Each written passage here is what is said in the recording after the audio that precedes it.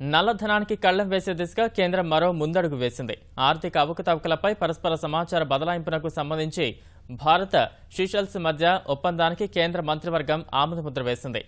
దీని ద్వారా పన్ను ఎగవేతదారుల సమాచారాన్ని ఒకరికొకరు ఇచ్చిపుచ్చుకునే వీలుంటుంది. విద్యారంగంలో ఆస్ట్రేలియాతో సంబంధాలు పెంపొందించే ప్రతిపాదనలకు మంత్రివర్గం అంగీకారం తెలిపింది. తద్వారా ఇరు దేశాల మధ్య సంయుక్త పరిశోధనలు, సంయుక్త డాక్టరేట్ కార్యక్రమాలు, సంయుక్త డిగ్రీల ప్రదానానికి వెసులుబాటు కలుగుతుంది.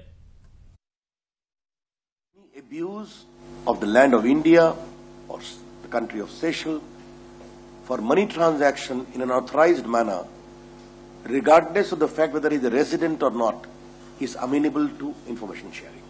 So, ब्लैक मनी काला धन को लाने की दिशा में हमारी सरकार सतत क्रियाशील है, सक्रिय है और आगे हम और देशों के साथ ऐसा करेंगे।